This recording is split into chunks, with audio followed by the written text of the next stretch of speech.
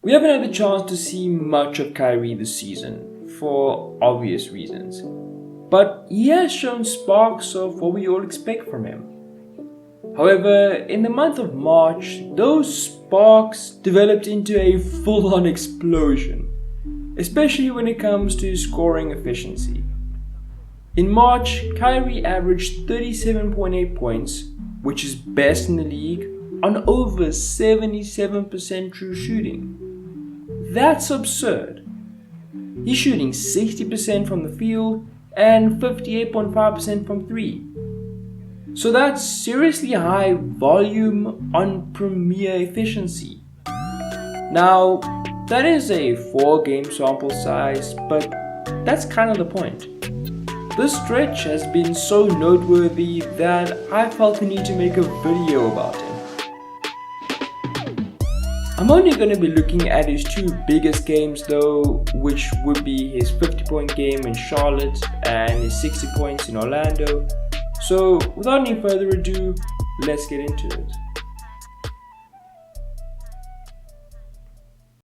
He opens things up by confidently stepping into the sweet catch and shoot 3, and to be honest, that was a sign of things to come. Not long after that, he gets into the sort of off-ball pick and roll where he gets the ball halfway through the pick, and then Mason Plumlee plants himself like he's a Mason Plum tree and allows Kyrie to burst right past him, and that's a nice finish. He hit a couple more catch and shoot 3s, and at this point, things were really starting to heat up.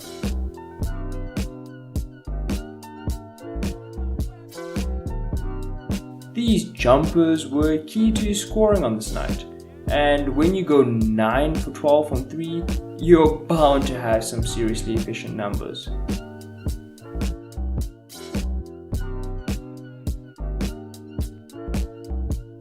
He showed off his isolation chops as well, using his body well here to create separation, and these shots from inside the arc seem a lot easier when you've made 7 threes already. After all those catch and shoot 3s, he decided to up the difficulty a bit and take this one on off the dribble.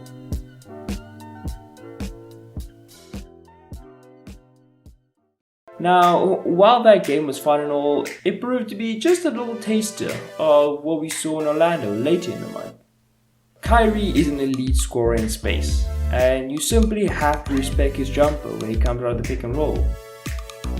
Cole Anthony just could not get around any of the net screens, and their big men weren't dropped, so Kyrie just cooked them every time. His attack in the pick and roll was relentless. After getting tired of being killed and dropped, Carter Jr. steps up to the level of the screen here, and Kyrie hypnotizes him with a string of in and out dribbles, which have become a staple of his game, and that allows him to pull up from the mid-range. Here, Drummond slips the ball screen, and Kyrie's burst is good enough to get the step on RJ Hampton, and then he actually uses Mo Bamba as a screen to get away from Hampton, and then shows nice patience and composure to wait for Bamba to go up before finishing at the rim.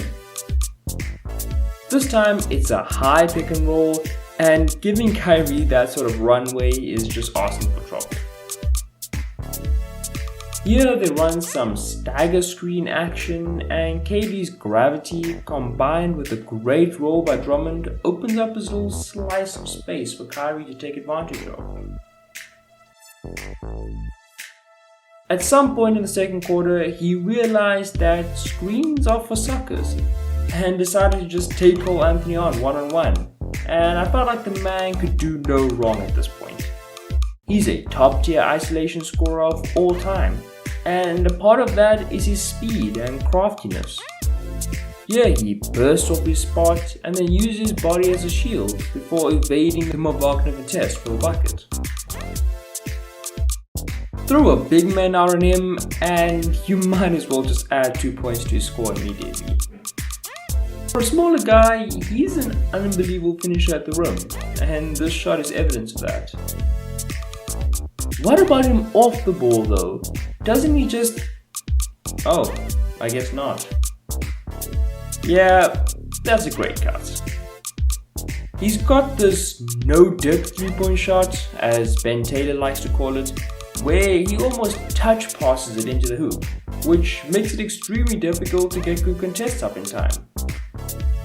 The obligatory heat check threes were also there, but at this point, I don't think anyone could blame him.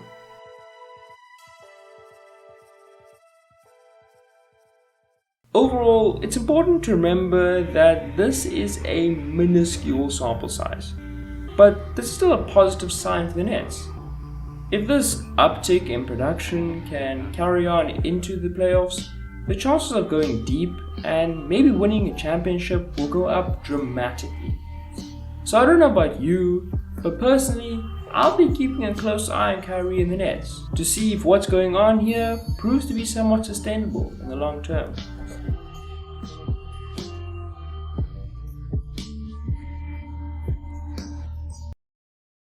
Well, that was all for this video. If you did enjoy, please put like and tap that like button. And until next time, it has been your boy, Zachary McAllister. Have a good day.